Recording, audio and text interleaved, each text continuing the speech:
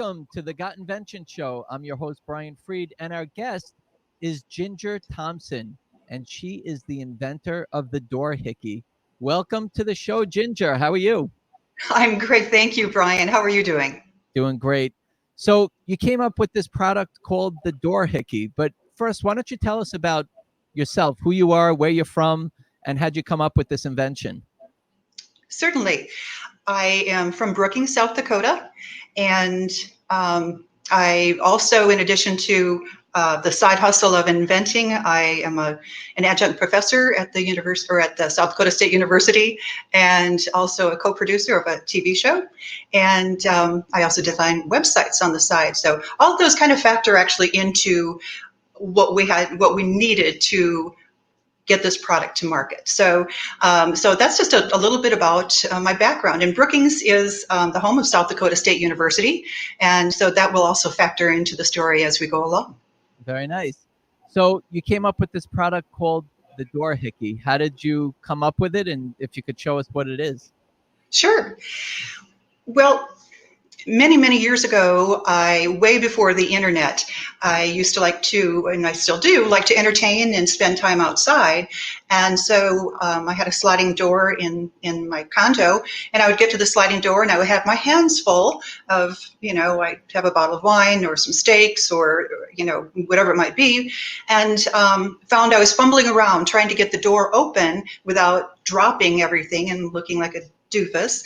And so I would, have to set something down, open the door, pick it up, take it outside, put it down on the table, go back, shut the door. In the meantime, the door was open, the insects and bugs were coming in, the cool air-conditioned air is going out the door. And I thought there has to be a better way. And like I said, this was well before the internet. I hadn't, I suppose I could have gone to the library to research how to develop a product, but I just left it at that until my husband and I built our home. Okay. So why don't you show us what the Door Hickey is about? And I know that there's plenty of people out there that probably still have the same issue of trying to hold everything in their hand and opening with their elbow and putting things down or leaving the door open. So that's a good challenge. So you came up with this solution. So I'm going to put you on the full screen here. So okay. Show us how it works.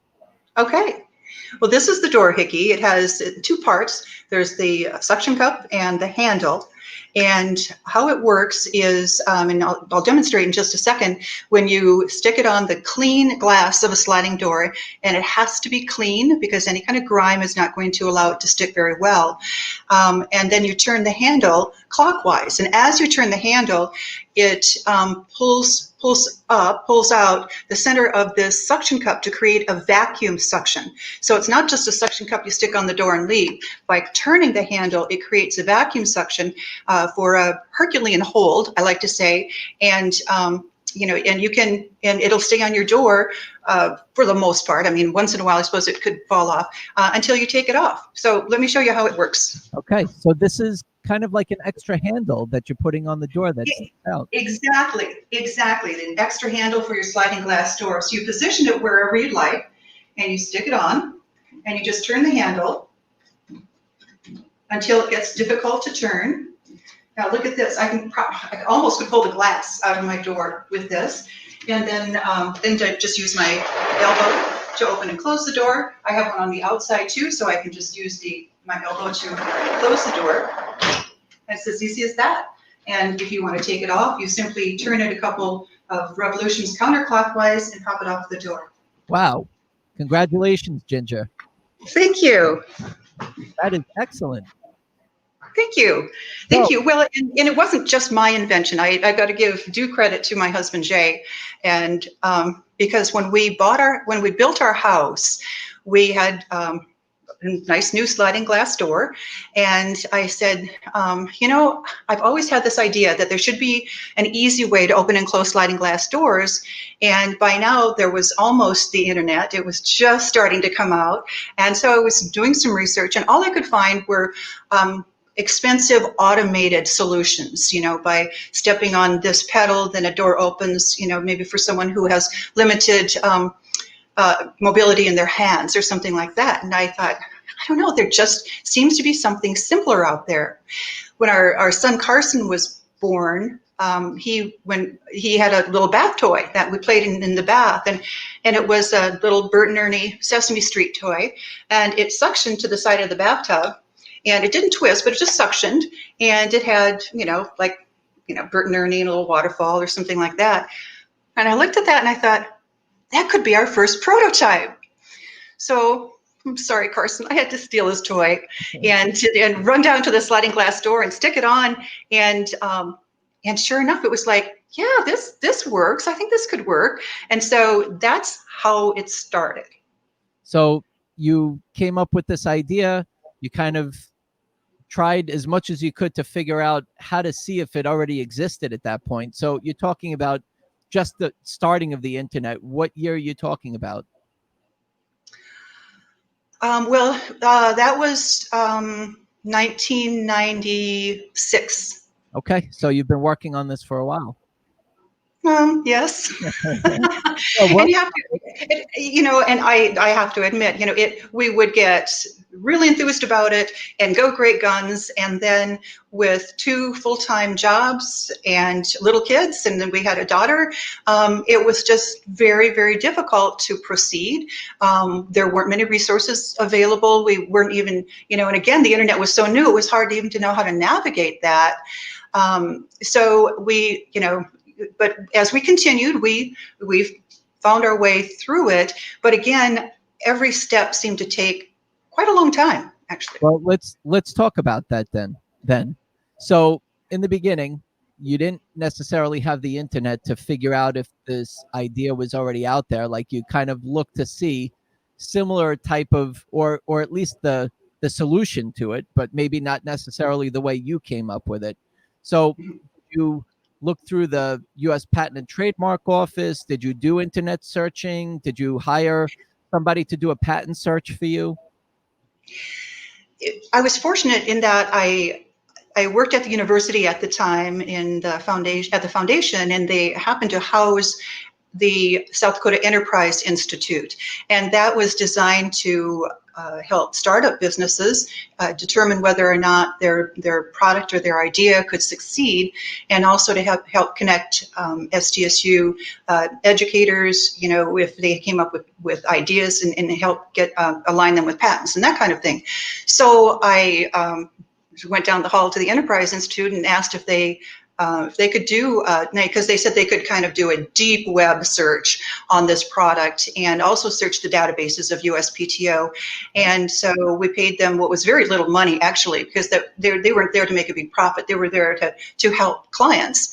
And they presented us with this lovely folder that said, no, they're really, after several pages, there isn't anything else out there like that. Here is what's available, and this is automated, or this is for screen doors, or something like that. So that's how we found out that there wasn't such a product available. Okay, so at that point, you probably were somewhat excited. You're like, oh, Oh yeah. But just knowing that there was something that was on the tub was kind of similar. To be able to think about getting intellectual property protection on something that kind of looked or kind of did the same type of thing, but not necessarily the functionality of what you proposed that it does. So after you did this search and you were celebrating for the moment, what did you do after that? We made our own prototype out of clay, as I recall. And so, and it was rough, and we got the suction cup part. My husband found at a window, right? A window type store. This is similar to the type of a device that they use to carry glass and windows. Oh. Only with those, they have a lever that's how it secures. And so, so we took apart the tool that we bought that is used for carrying windows, and then made a prototype out of clay. And then we were also fortunate, being in a community a university community. They happened at that time to have what they called a rapid prototyping institute. And so they were able to make a prototype for us that, was really ugly orange fluorescent plastic, but it worked essentially. And so at least we had something that we could go off of. Very nice. So before you had the prototype done, did you need to make CAD files or a drawing? What did you do in between there? Did you hire an engineer, a product designer? You draw it yourself? The university provided some CAD files that we needed, but then we needed to go to the next stage in the process, which was talk to a plastic injections molding company to see what it would cost, what it would take. We didn't know anything about manufacturing a product. And this is so funny because before we even manufactured it, someone said to me, "Oh, you don't want to go to all that work of manufacturing, just license it." And I thought, what do I know about licensing?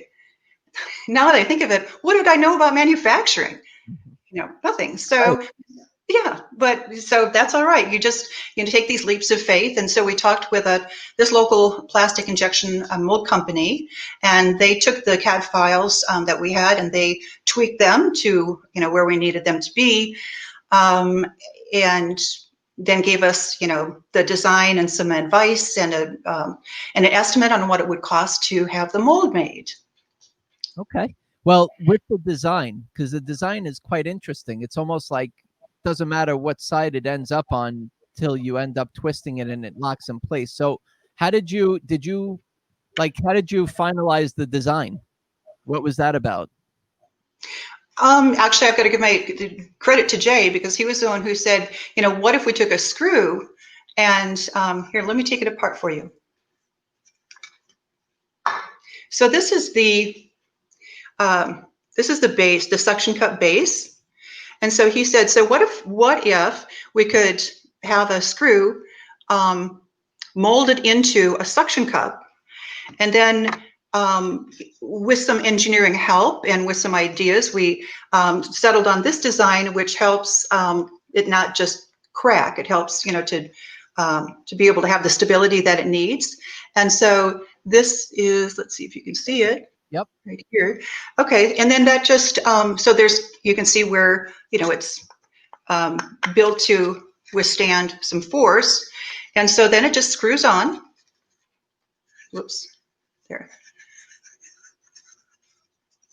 And so we tell people, when we send them out, they're usually kind of tight, and then we tell people just screw them a couple counterclockwise revolutions. Then you stick it on your door, and then you turn it again, and then the screw is what pulls out the suction cup. So yeah, that was Jay's idea, and so we were ready to go from there.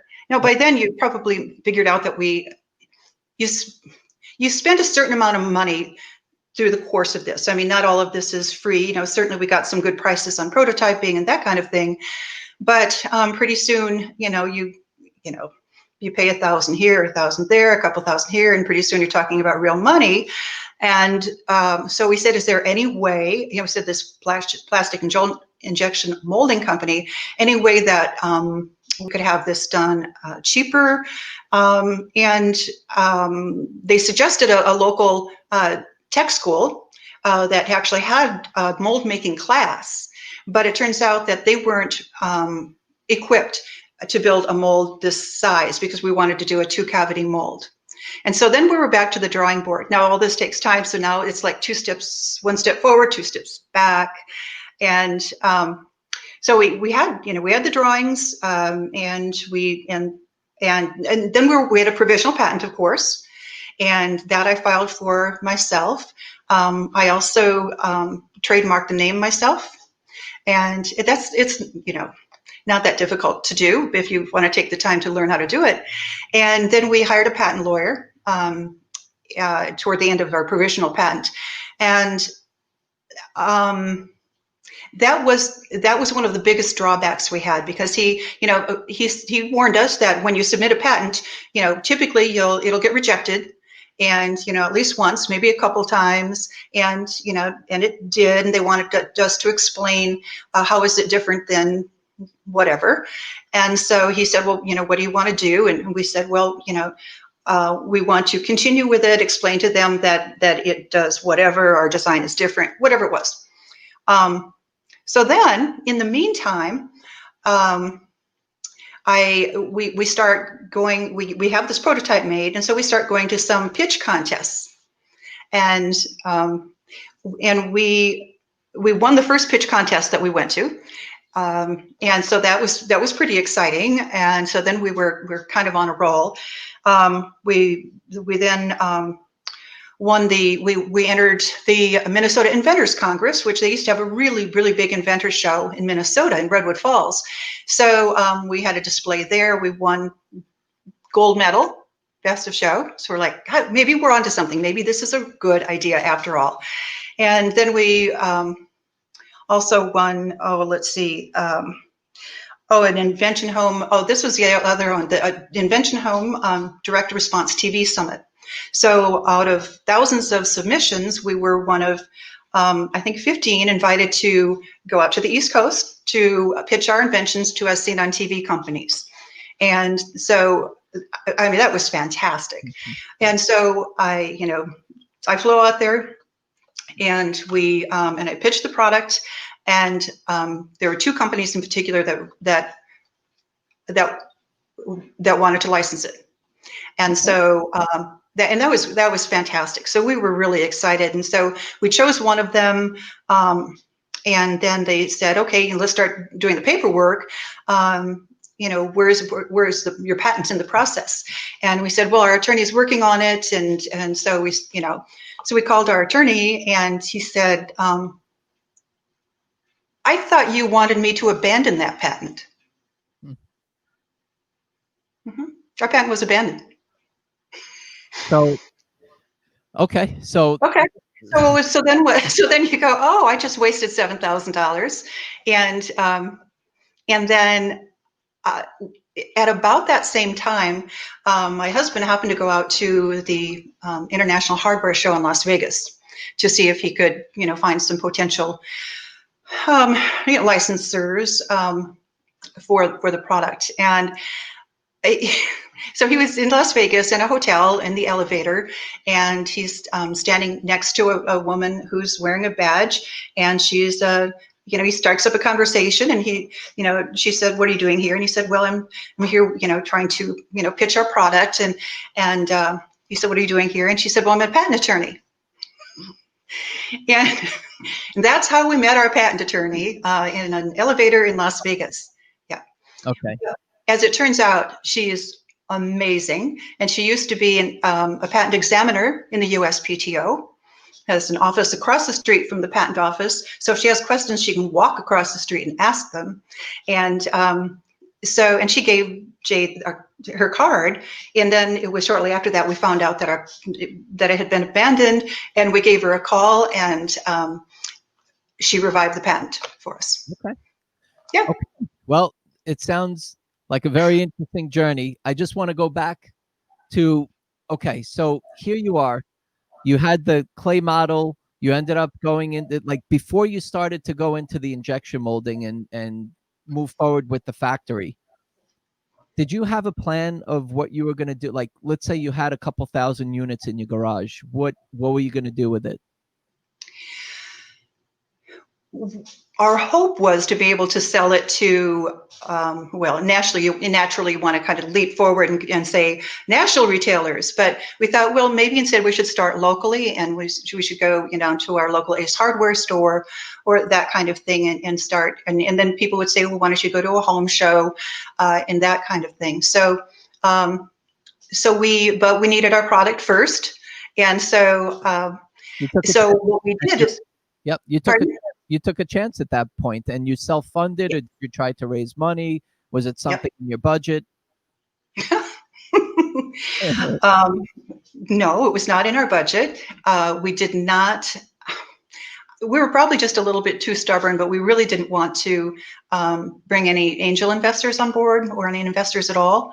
Not that we had a lot of money, but that's probably why it took so long. Is had we had all the money to start with, we probably could have just done this in no time.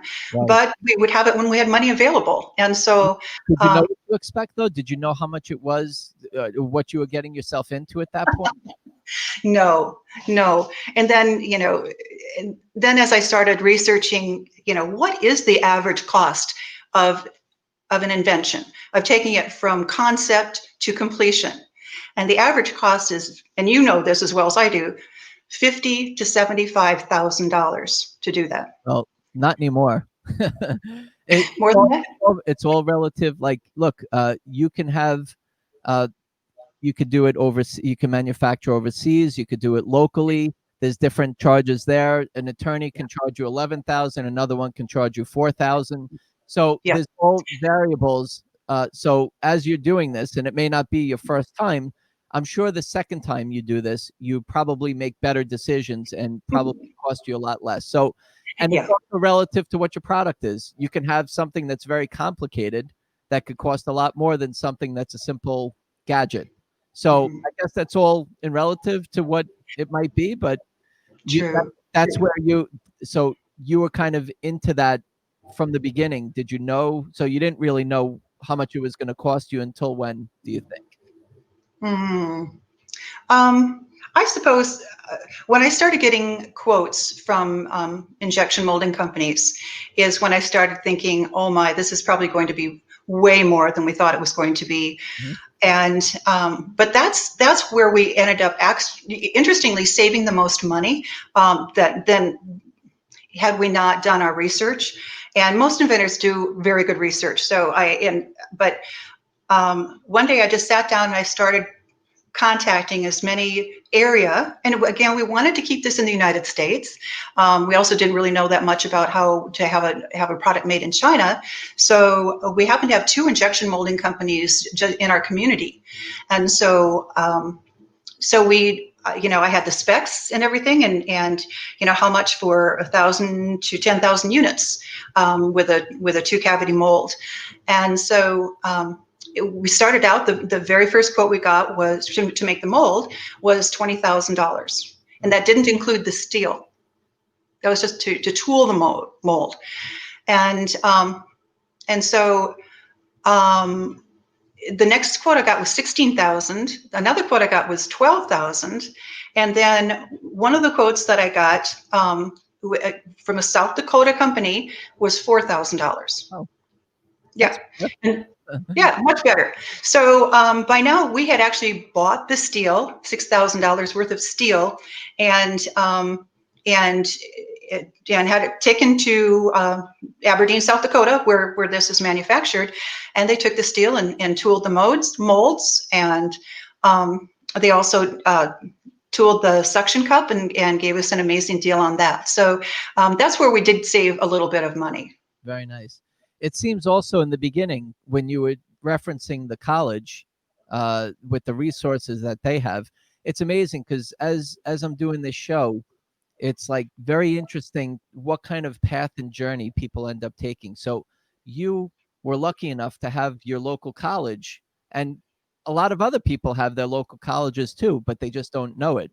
You were fortunate enough to go there to save in the beginning, to do the research and make some connections, and that kind of took you on the path through this journey, right?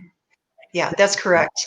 And what we've found with at least our university here, and they do, they helped us considerably. They helped us develop a business plan. We also went to the SBA, and so we had a lot of resources that we used.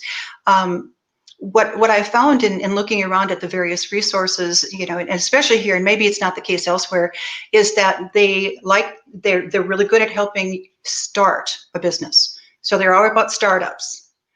But then when you need to manufacture and you say, who do we go to? And they're like, well, manufacturing company. Yeah. Well, what about, how about marketing? So that's where I found there was a shortfall in that, you can get started up, but there's a lot more than just startups. Right. So you ended up going into production, and then you probably realized, oh, wait, I need a logo, I need packaging. So how did you find, or what did you do to figure out like a logo and how you were going to sell it in some kind of package? Sure. Well, the logo, we actually somewhat designed ourselves. And I guess the nice thing about it, our backgrounds is that we're television and print people. We had an ad agency before, so I've created logos before.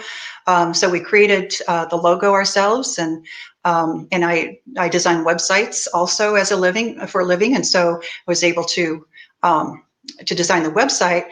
The packaging was tough because as we looked farther into it, to have the right kind of good packaging costs almost as much as the product itself.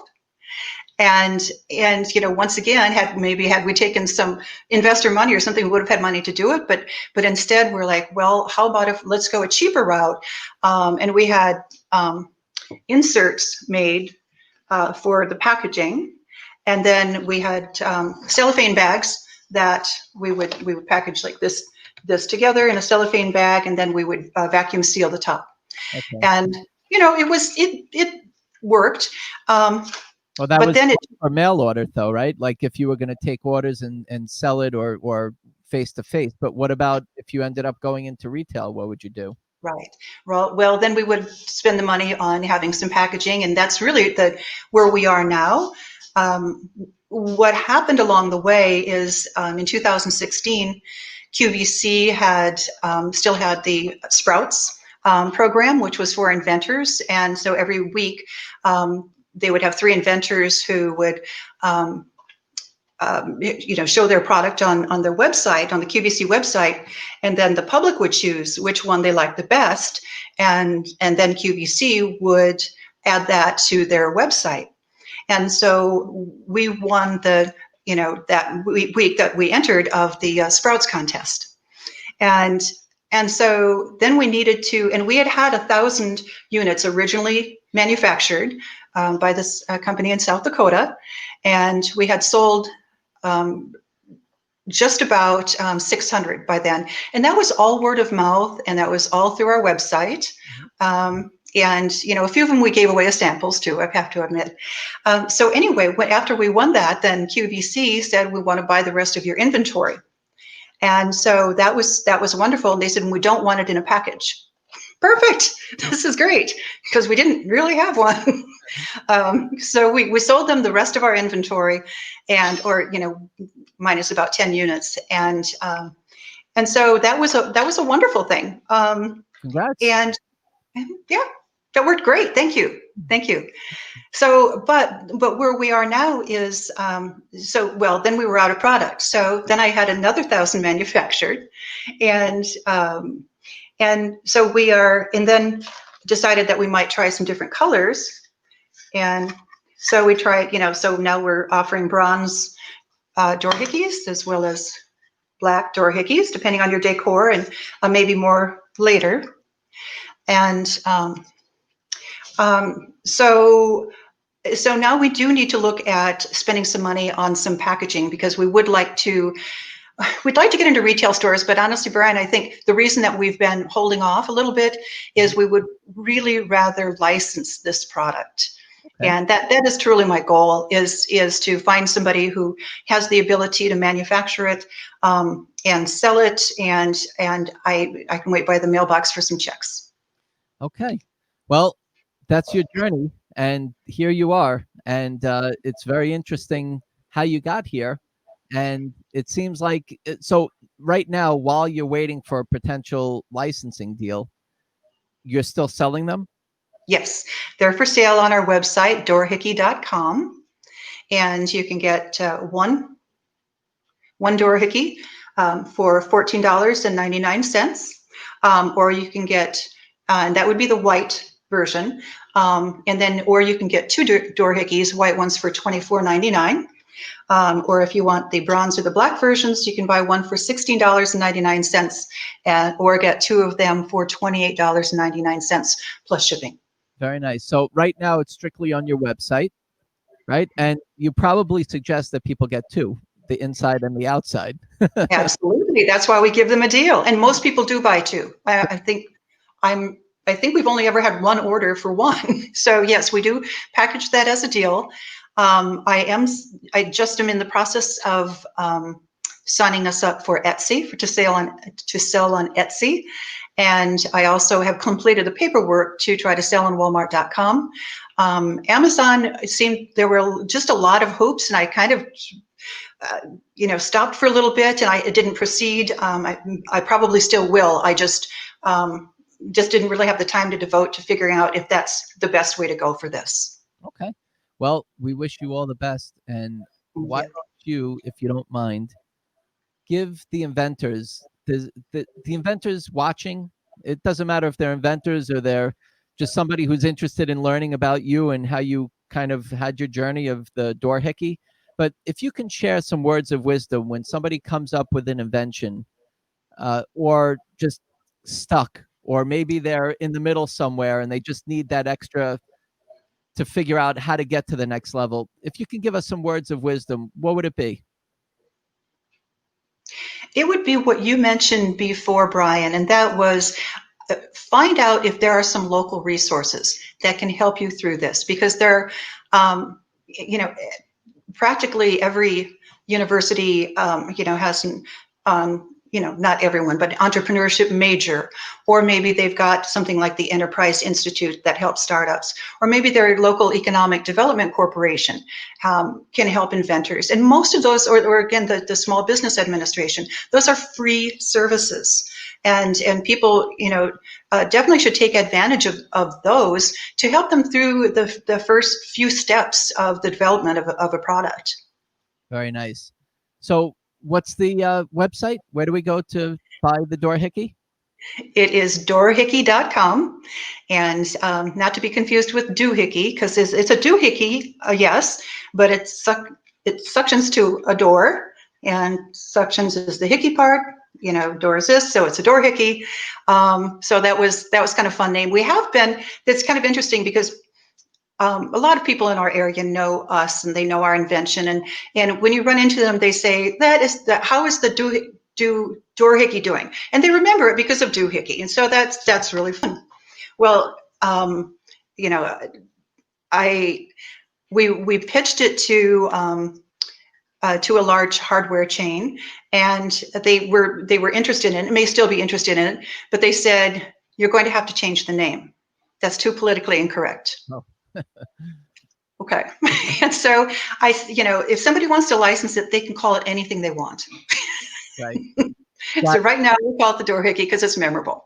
Well, congratulations on your success so far. I'm sure there'll be more. It sounds like it. And very interesting journey. Thank you for sharing your story with us today, Ginger.